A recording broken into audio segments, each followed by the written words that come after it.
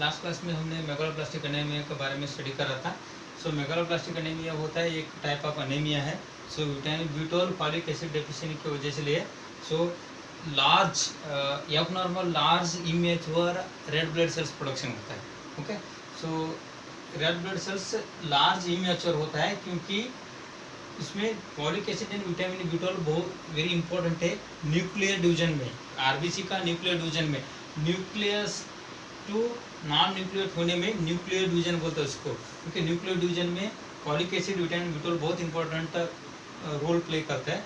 सो folic acid vitamin B12 deficiency की वजह से abnormal large immature RBC peripheral circulation में सर्कुलेट होने चालू होता है, इसको मेगालोब्लास्टिक एनीमिया बोला था हमने। Okay, so folic acid and vitamin B12 last class में विटामिन B12 कैसे एब्सॉर्प्शन होता है, कहाँ होता है, हमने सब देखा था। विटामिन B12 मोस्ट प्रोबेबली कहाँ पे मिलता है हमको, सो एनिमल में मिलता है।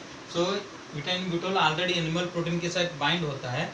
जब हमने वो विटामिन B12 को खाता है तो खाने के बाद स्टमक में आता है। स्टमक में इंट्रिंसिक फैक्टर होता है। सो एक्चुअली इंट्रिंसिक फैक्टर के साथ मिक्स होने के लिए कोशिश करता है, पर क्या होता है, सो इसो माउथ पे रैपिड बाइंडर फॉलो करके आता है उसको। सो रैपिड बाइंडर फॉलो करके आने की वजह से सो इंट्रिंसिक फैक्टर के साथ मिक्स नहीं होता, रैपिड बाइंडर के साथ मिक्स होता है। सो जब रैपिड बाइंडर के साथ मिक्स होके जेजिनम में आता है, डुओडेनम जेजिनम में पैंक्रियाटिक जूस क्या करता है, सो आर बाइंडर को डाइजेस्ट करते हैं। आर बाइंडर को डाइजेस्ट करने के बाद इंट्रिंसिक फैक्टर मिक्स होता है। इंट्रिंसिक फैक्टर के साथ मिक्स होकर इलियम में वो एब्सॉर्ब होता है। ओके, इलियम में वो एब्सॉर्ब होने के बाद लिवर में स्टोर होता है। ठीक है, 5 साल तक एक बार अगर विटामिन B12 हमारा बॉडी में एब्सॉर्ब हो गया तो 5 साल तक स्टोर होता है लिवर में। ठीक है, नेक्स्ट हमने फॉलिक एसिड डेफिशिएंसी के बारे में स्टडी करना है। Folic acid, so most of the folic acid is available to the body by the green leafy vegetables. Okay, folic acid सबसे ज़्यादा ग्रीन लीफी वेजिटेबल्स में होता है। विटामिन B12 भी होता है, पर विटामिन B12 क्या होता है, हमने उसको पकाता है, खाना बनाने के टाइम पकाता है ग्रीन लीफी वेजिटेबल से विटामिन B12 बर्न होता है। सो बर्न आउट होता है। सो इसलिए ग्रीन लीफी वेजिटेबल से विटामिन B12 ज़्यादा नहीं मिलता है, सो मीट से ही मिलता है। सो फॉलिक एसिड ज़्यादा से ज़्यादा ग्रीन लीफी वेजिटेबल से मिलता है। वो 50 to 100 मिलीग्राम पर डे चाहिए होता है हमारा बॉडी में। सो फॉलिक एसिड का requirement per day is 50 to 100 milligram. Okay, it is available in the green leafy vegetables in the form of glutamic acid और polyglutamic acid। ओके, हमने जैसे green leafy vegetables खाता है, सो फॉलिक एसिड पॉलीग्लूटामिक एसिड के form में stomach में चले जाता है। ओके, जब हमने फॉलिक एसिड खाया, okay, whenever we intake the green leafy vegetables then directly folic acid means polyglutamic acid directly enter into the stomach and duodenum। Okay, duodenum के पास आता है। सो डिओडेनम में डिओडेनल वॉल पे कॉन्जुगेसेस एंजाइम्स रहते हैं। कॉन्जुगेसेस एंजाइम्स क्या करते हैं, this conjugases enzymes okay that convert the polyglutamic acid into monoglutamic acid and diglutamic acid. Okay, monoglutamic polypeptide dipeptide. Okay, जैसे हमने ग्लूकोज में और कार्बोहाइड्रेट में पढ़ते हैं वैसे पॉलीग्लूटामिक एसिड ये कैसे कन्वर्ट होता है, मोनोग्लूटामिक acid and diglutamic acid convert करता है। ओके, जब ये मोनोग्लूटामिक एंड डाइग्लूटामिक एब्जॉर्ब होके ये होता है ट्राई हाइड्रोपोलेट होता है। ट्राई हाइड्रोपोलेट मेथिनिन ग्रुप्स के साथ मिक्सअप होता है। सो मिथाइल ट्राई हाइड्रोपोलेट बोलते हैं उसको, मिथाइल ट्राई हाइड्रोपोलेट और tetra hydrofolate. Okay, it is a easily observable form of folic acid. Easily observable form में सिर्फ इतना याद रख दीजिए, फॉलिक एसिड क्योंकि एब्जॉर्ब होने के बाद ये भी लिवर में स्टोर होता है। लिवर में 1 मंथ से 3 महीने तक स्टोर होता है। विटामिन B12 5 साल तक स्टोर होता है, 3 साल से 5 साल तक स्टोर होता है। फॉलिक एसिड 1 मंथ से 3 मंथ तक स्टोर होता है। ओके, सो ये फॉलिक एसिड का ये मैकेनिज्म है। जैसे फॉलिक एसिड हम खाते हैं सीधा डायरेक्टली वो डुओडेनम जेजिनम में जाता है। डुओडेनम जेजिनम में conjugases that converts a polyglutamic acid into monoglutamic acid and diglutamic acid। Okay, when these are absorbed then it's called as trihydrofolate, then it is a mix with the methionine groups, then it is called as tetrahydrofolate। Okay, tetrahydrofolate उसका mechanism अभी आगे cellular useful में होता है। So folic acid इस तरह से जाता चाहिए होता है, और विटामिन ब्यूटोल हम पहला बोला मैंने दोनों लिवर में स्टोर होता है, क्योंकि लिवर में स्टोर होके सो बोन मैरो को सप्लाई होता है। बोन मैरो को जैसे सप्लाई होता है वैसे बोन मैरो क्या करता है, जो प्रिकॉर्सर सेल्स प्रोडक्शन करने चालू होता है, क्योंकि बोन स्टेम सेल्स से ब्लड सेल्स फॉर्मेशन होता है। So this is regarding the folic acid. क्यों होता है, what are the causes of megaloblastic anaemia. Megaloblastic anaemia definition देखा हमने, सिंपली हमको क्या चाहिए इधर, definition of megaloblastic anaemia directly causes. Okay, causes क्या होता है, सो तीन मेन कॉजेस होता है। डिक्रीज इंटेक से हो सकता है। क्या डिक्रीज इंटेक, जो भी विटामिन ब्यूटोल कम खाने होता है, नहीं तो फॉलिक एसिड कम खाने से हो सकता है। Okay, whatever, but decrease intake that may lead to the megaloblastic anaemia. Decrease absorption, intake हमने अच्छे से खा रहे हैं बट स्टमक में एब्सॉर्प्शन ही ठीक से नहीं हो रहा है, that is also one of the aetiological factor for megaloblastic anaemia. Increase demand, हमने जितना ले रहा है उससे ज़्यादा बॉडी को रिक्वायरमेंट है, उस टाइम पे भी अगर ज़्यादा रिक्वायरमेंट है, बॉडी को सफिशिएंट नहीं मिल रहा है, उस टाइम पे भी क्या हो सकता है, मेगालोब्लास्टिक एनीमिया होने के चांसेस होता है। Megaloblastic anaemia occurs mainly by the three reasons, decrease intake, either decrease absorption, either increase demand. ये तीन मेन रीजंस है। अभी वन बाय वन रीजंस हमने देखते जाने का है।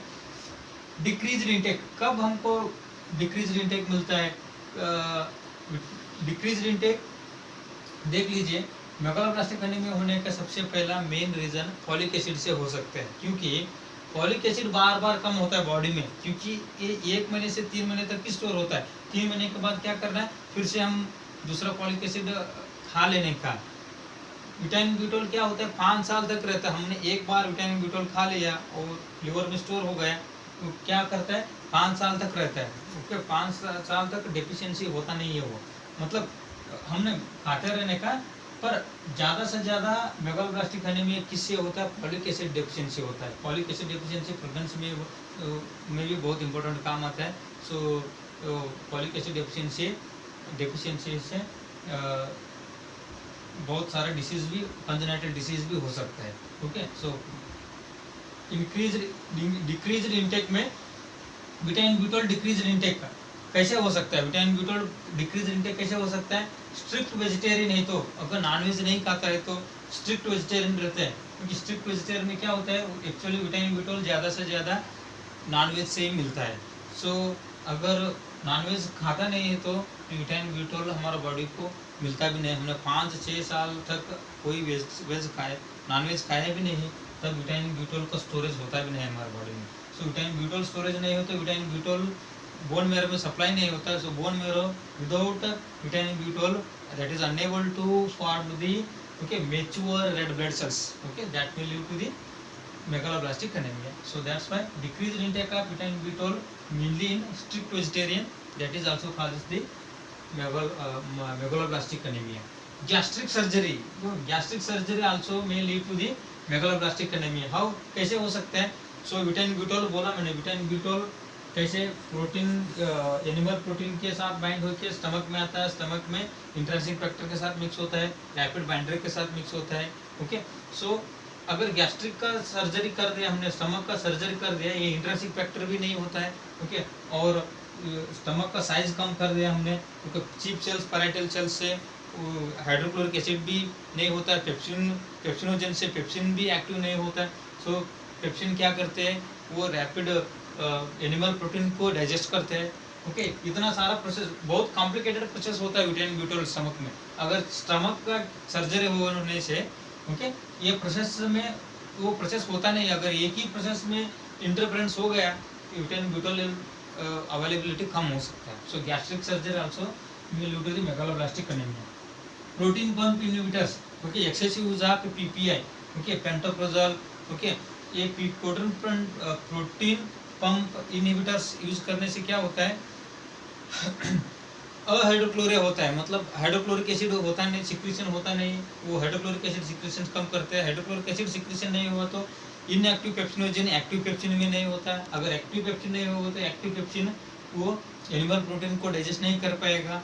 एनिमल प्रोटीन को डाइजेस्ट नहीं कर पाएगा तो आर बाइंडर बाइंड ही नहीं होता है. R binder and intrinsic factor का मैकेनिज्म में रुक जाता है उधर, इसकी वजह से ब्यूटेन ब्यूटोल एब्सॉर्प्शन होता भी नहीं है। सो प्रोटीन पंप इनहिबिटर से भी मैक्रोब्लास्टिक एनीमिया होने का चांसेस होता है। Okay, excessive use of protein pump inhibitors. Next, auto immune disorders, auto immune disease in the body, body में ऑटो इम्यून डिसीज है तो okay means acute gastritis, chronic gastritis, auto immune, body का immune खुद कोई भी organ पे act कर दे, तो पैंक्रियाज में एक्ट किया तो, स्टमक में एक्ट किया तो, सो ऑटो इम्यून डिसीज में भी मैक्रोब्लास्टिक एनीमिया होने के चांसेस होते हैं। क्रोनिक पैंक्रियाटाइटिस, पैंक्रियाज भी बहुत इंपॉर्टेंट काम पे आता है, हमने देखा है pancreatic juice that digest the intrinsic factor, sorry rapid binder, okay R binder को डाइजेस्ट करते हैं पैंक्रियाटिक जूस, उसके बाद में इंट्रिंसिक फैक्टर बाइंड होता है विटामिन ब्यूटोल के साथ। ओके, सो क्रोनिक पैंक्रियाटाइटिस होने से भी क्या होता है, उधर पैंक्रियाटिक जूस आता भी नहीं है, सो इसके वजह से इंट्रिंसिक फैक्टर बाइंड होता भी नहीं है। So next, malabsorption, malabsorption, absorption ही ठीक नहीं होता, डिक्रीज एब्सॉर्प्शन, डिक्रीज एब्सॉर्प्शन में मतलब malabsorption, coeliac disease, okay duodenum, jejunum, ileum, coeliac disease मतलब एब्सॉर्प्टिव डिसऑर्डर है, ठीक से एब्सॉर्प्शन होता नहीं है। Okay, Crohn's disease, Crohn's disease में जीआई डिसीज में बोला मैंने, क्रोन डिसीज होने, Crohn disease is also one of the malabsorptive disease. Okay, lymphoma, gastrointestinal tract, okay GI system का लिम्फोमा हो, ये कंडीशन में क्या हो सकता है, मैक्रोब्लास्टिक एनीमिया होने के चांसेस होता है। Okay, next, iliac resection, iliac resection मतलब ileum, duodenum, jejunum, ileum, okay end part of the small intestine हमने रिसेक्ट किया तो, सर्जिकली रिसेक्ट किया तो इसमें भी हो सकता है कम एब्सॉर्प्शन हो सकता है। Okay, next, folic acid deficiency, folic acid deficiency कैसे हो सकता है, okay decrease intake of green leafy vegetables, green leafy vegetables हमने ठीक से खाता भी नहीं है। ओके, ग्रीन लीफी वेजिटेबल्स हर रोज हमको फॉलिक एसिड 50 to 100 माइक्रोग्राम में चाहिए होता है, अगर हमने ज़्यादा से ज़्यादा खाता नहीं है, 5 साल में एक बार 2 बार खाने से फॉलिक एसिड डेफिशिएंसी हो सकता है, क्योंकि फॉलिक एसिड डेफिशिएंसी बार बार होता है, क्योंकि folic acid is stored in the liver only 1 to 3 months, after 1 to 3 months then the deficiency seen in the body, body में डेफिशिएंसी दिखने चालू होता है। So decrease intake of green leaf vegetables, alcoholism also one of the factors of macroblastic anaemia. कैसे, how, alcoholism that causes the, okay alcohol खाने से liver disturbance करता है। Okay, actually folic acid store होता है लिवर में, सो liver को damage करने से लिवर का फंक्शन अल्टरेशन होता है, इसलिए फॉलिक एसिड स्टोर ही नहीं होता है, फर्स्ट थिंग।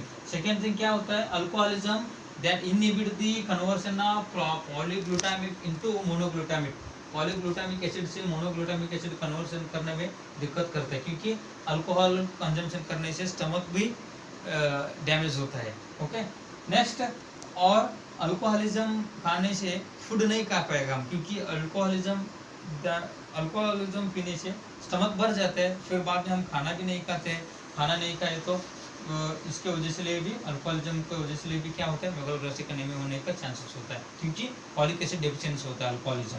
ठीक है, नेक्स्ट, एप्टाइन इंजेक्शन, ओके सो एप्टाइन injection anti epileptic drugs, okay ये ड्रग से भी हो सकता है, क्योंकि that causes the malabsorption, मतलब एब्सॉर्प्टिव डिस्टर्बेंस करते हैं, एब्सॉर्प्शन में डिस्टर्बेंस करते हैं, सो इसके वजह से भी हो सकता है macroblastic anaemia. Okay, next, increase demand, कब डिमांड ज़्यादा चाहिए होता है vitamin B twelve folic acid, okay pregnancy में, ओके प्रेगनेंसी में बच्चों को भी चाहिए होता है, मदर को भी चाहिए होता है उसके लिए, सो प्रेगनेंसी में क्या होता है, so vitamin B twelve folic acid ज़्यादा चाहिए होता है, सो उस टाइम पे भी अगर कम मिलने से क्या होता है, सो डिमांड फुलफिलमेंट होता नहीं है, इसकी वजह से मैक्रोब्लास्टिक एनीमिया होने के चांसेस होता है। Lactation, breast milk, okay when the baby is in feeding process, feed करता है बेबी, लैक्टेशन ब्रेस्ट मिल्क पीते रहता है, उस टाइम ब्रेस्ट मिल्क पीने के टाइम बेबी को भी हाई कैलोरिक फूड चाहिए होता है, उस टाइम मदर को भी ज़्यादा विटामिन ब्यूटोल फॉलिक एसिड चाहिए होता है। ओके, कैंसर में क्या होता है, सब कैंसर सेल्स खाते रहते हैं विटामिन ब्यूटोल फॉलिक एसिड को, इसकी वजह से कैंसर में भी ज़्यादा विटामिन ब्यूटोल फॉलिक एसिड चाहिए होता है। Okay, next, growth period, okay during infancy and adolescent, infant में जब 1 मंथ का बेबी होता है और एडोलेसेंट में ज़्यादा ग्रोथ रैपिड होते रहते हैं ग्रोथ, उस टाइम पे सब विटामिन ज़्यादा चाहिए होता है। Okay okay, cancer growth, okay, इस टाइम पे भी ज़्यादा चाहिए होता है क्या, vitamin B12 and folic acid. Okay, this is the aetiological factor. Okay, aetiological factors of megaloblastic anaemia. Megaloblastic anaemia, it is a one of the type of anemia in which it is characterized by abnormal large red blood cells are produced due to the deficiency of folic acid and vitamin B12। okay, vitamin B12 folic acid कैसे body में absorb होता है, कहाँ होता है, वो बोला है। नेक्स्ट डायरेक्टली हमने स्टडी करने का causes of megaloblastic anaemia. 3 main causes होते हैं। डिक्रीज इंटेक से हो सकता है, डिक्रीज एब्सॉर्प्शन से भी हो सकते हैं, इंक्रीज डिमांड से भी हो सकते हैं। डिक्रीज एब्सॉर्प्शन कब होता है, विटामिन B12 का कब होता है, फॉलिक एसिड का कब होता है। क्योंकि डिक्रीज एब्सॉर्प्शन भी हमने देखा है, और इंक्रीज डिमांड कब होता है, लैक्टेशन, प्रेगनेंसी में, ग्रोथ में, कैंसर से, तो उस टाइम पे भी ज़्यादा चाहिए होता है। ओके, ये सब क्या है, these all are reasons of और aetiological factors of megaloblastic anaemia. Okay, pathophysiology भी सिंपल है। पैथोफिजियोलॉजी में ड्यू टू एटोलॉजिकल फैक्टर से क्या हो सकता है, एक minute, pathophysiology is simple. Okay, due to aetiological factor,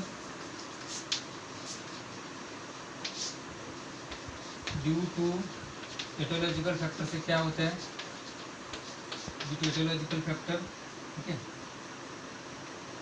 cellular nuclear division is